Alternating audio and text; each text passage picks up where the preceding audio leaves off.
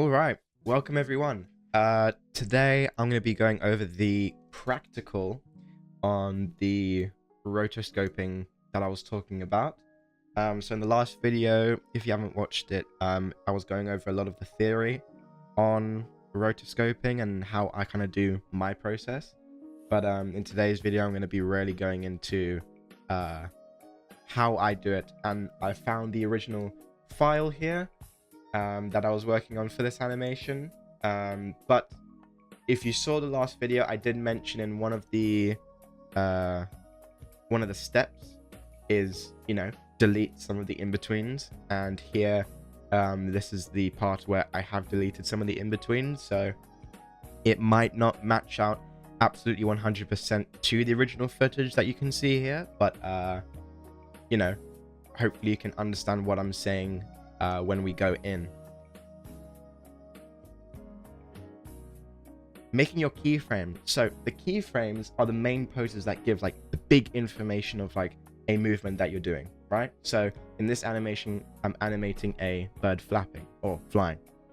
So what I wanted to really get down first is the up and down poses of a bird flying, because that is the most important poses in the movement. That's what's taking the bird in the sky, and that's what's keeping it there. Very much big shapes that you want to get down first, and we're blocking out. So this is the first pose of the keyframe, right?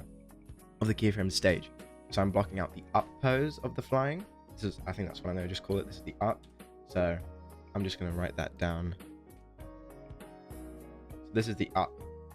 Okay, and then we're going to go down. And this is my next keyframe, is this bottom one here, is the down pose. And we're just going to label this down, so we know these are our big keyframes. So we can do up, and that's our A keyframe, and it's going down to B, right? That's easy to understand. And now those are the two keyframes, but you can see here that there's a lot more frames in this animation that I've done, is because I wanted to have more than one, one flap up and down and then loop that, because then it starts to get a bit boring. Like, oh, this is the same movement over and over and over. So we're going to call this the first one, so you can understand, okay, this is our first up and down, right? So now it's complete, and then we're going to go back up. And yeah, you can see that this is not exactly linked up to the footage because it's messed up a bit. And like I said at the start, I did chop it up and then I went to the finished stuff, so that's my bad. But we're going to come back up. This is our up pose again. Well, let's do it here. This is up, and then this we can just label A again, and it's going to come back down to B. So this is our B pose, and this is down. And then we have these few frames here. That is back up, but we're going to forget about this one because it's going to loop back to the start, because you can see here and here is the exact same drawing. See? So here are our keyframes. So first of all, in the animation, and in any animation, but we're taking this for also the rotoscoping, I'm finding the big main poses, right? These are our keyframes, up and down, right? We're understanding where it's going, right? That's the main bit of keyframes. You want to understand where's the movement going. So A, B, that's our first one. Up A, down B, and this is our second flap. And there, I wanted to do this so it gives a bit more variation in the flying animation, the loop, because if, like I said, if it's just one, it gets very boring very quickly. But saying that, if you have like something here and like a person is like here, in the foreground, and you've got like a bird in the background, and it's doing its flying animation just in the back, you can very much just have that pose. And like I've seen people that just do that pose and they just do up down, and very much in the background as very simple drawings, and it gets the point across, because that's not the main animation that we're focusing on.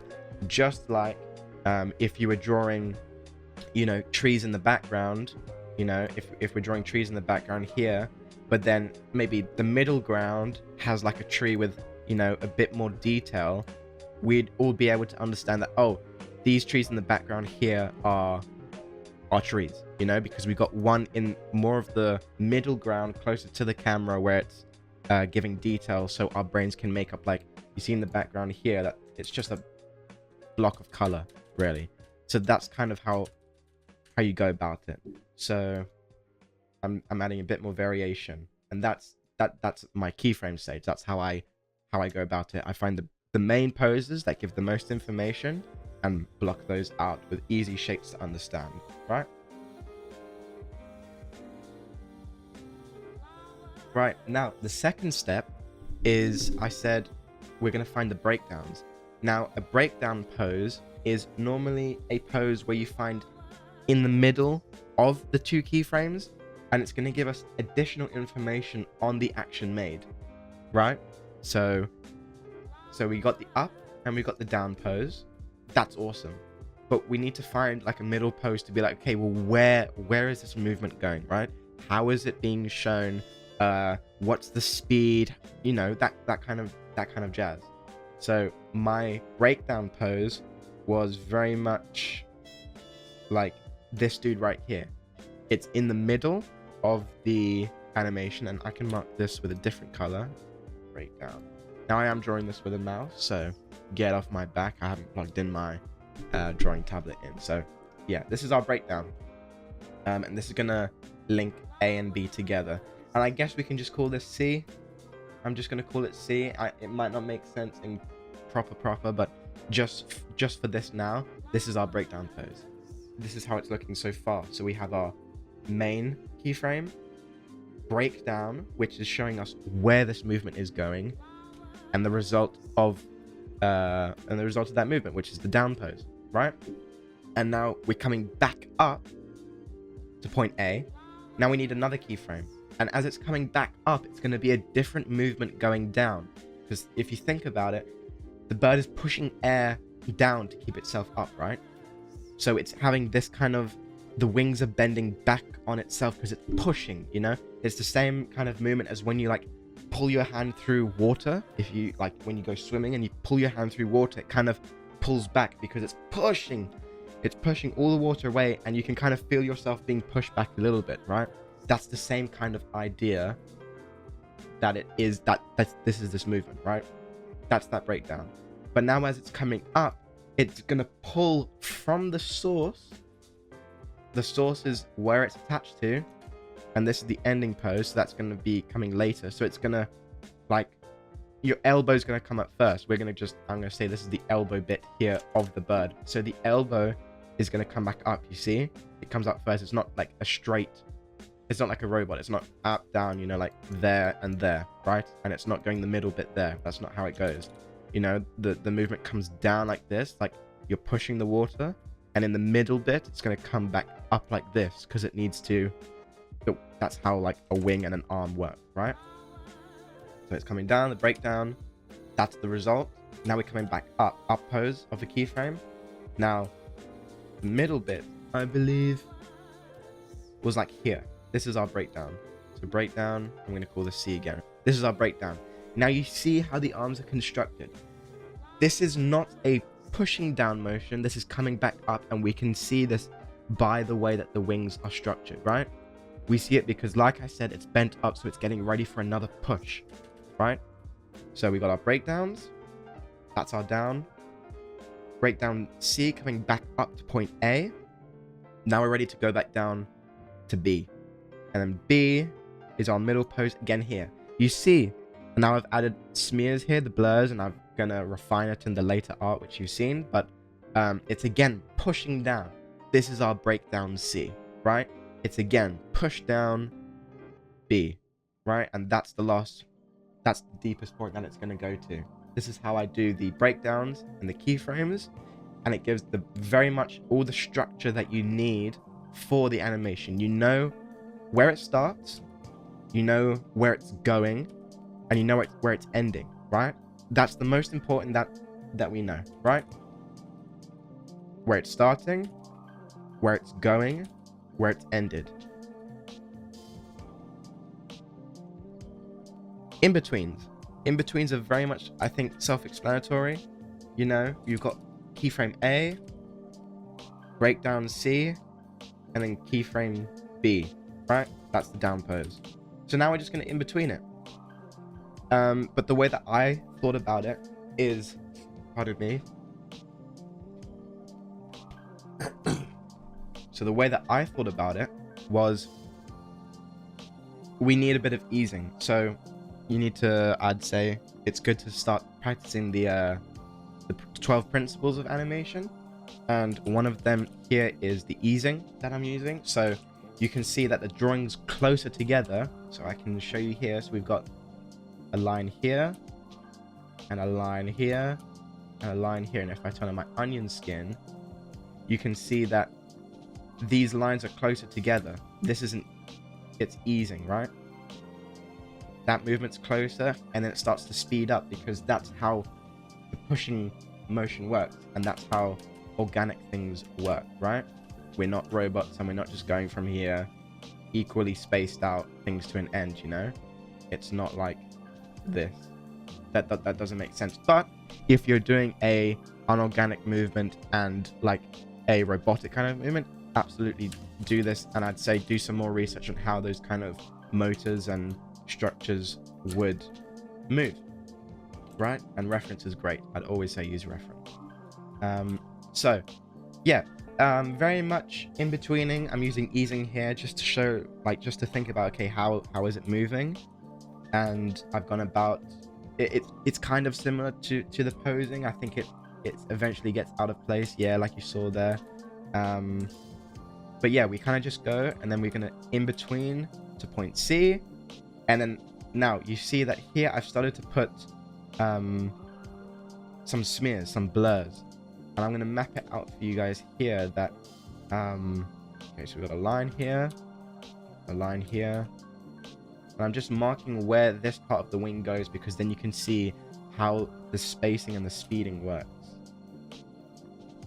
And I might not know like all of the technical terms, but if you know what you're talking about, that's all that's important. So yeah, okay, that's that movement. So let's get to the last one with the onion skin back on, and we can see 1, 2, 3, 4, 5, 6. I'm gonna make an arc here, just quick. I'll delete it, but that's the final move of. Now we're at the keyframe B. That was our starting 1, 2, 3, 4, 5, and we've got, you know, 6 right there. And just by that, you can see how the easing works. It speeds up, and then this is the last point, right? Let me turn this off, and I'm going to just delete these guys real quick. It starts off slow, and then it gets faster and faster, which means the spacing is going to be further apart, right? And then it slows down here because it's reached its final point, down B, but there's going to be some follow-through movement as well, right? Follow-through is like the energy that's like left over from a movement. So like if you got like a person punching, they might do the strike, but then you'll see that often they might continue the movement because the energy goes through, right? So the punch strikes and it goes down, or just as an instance. But you can see, look at anything, you can even punch yourself. Really give it a good try, and you'll find that the movement doesn't just stop here, right?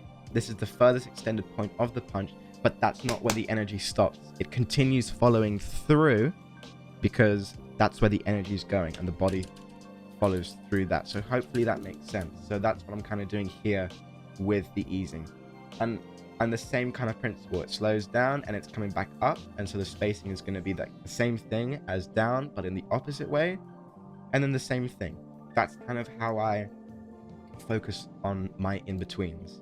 What I would say is I like to ease kind of like I do another breakdown. So I find my breakdown pose and the starting pose, and I go directly in the middle, right? And that this is going to be very much the middle pose of the start and this guy, right? You can see there's a drawing there and a drawing there, right? So I kind of go in between that, and then once I've done this guy, I then go to the second one, and then there's just going to be this drawing in the middle because we got both A and B here, right? That's how I go about my in-betweening. Just go in the middle and find it and, you know, smooth it out. That's the process. Hopefully that makes sense. And then finally, so we've got our keyframes. We've got our keyframes. We've got our breakdowns, and we've done our easing. That's cool. Now, the step that I said in the last video was remove some of the in-betweens. Now, this is a thing that I do because it gives me a result of something that I'm happier with than just going over each frame of a video. Each frame of a video makes it super smooth, and that is a stylistic choice. And if you would like to go for that, absolutely do. Experiment, try, it's good. But for me, after trying it for a while, it just feels like I've drawn on top of a video, which that's what it is. And it doesn't give it so much character. And so what I'm saying with remove the tweens is it gives the animation the original feeling of what an animation is, you know? Animation is a imitation of real life, and it's not perfect, but we're doing our best to replicate it. And I like that feeling more than just going over every single frame. Hopefully that makes sense. All right, so yeah, that's my process on how I do my rotoscoping. And this is like the final result. You know, it feels like an animation. It's not perfect to reality, and personally that's what I like. And yeah, like I said, if you have any questions, please leave them in the comments below, and I'm going to get back to them, and I'll give you my best advice and knowledge if I know what it is. But yeah, I really hope you guys have understood this. Hopefully it made sense and you enjoyed it. And if you would like me to do a tutorial of anything else, if you'd like to see another animation or something else, please let me know. Yeah, thank you for all the recent support. I really appreciate it. And yeah, stay tuned for more. Thanks, guys. Peace.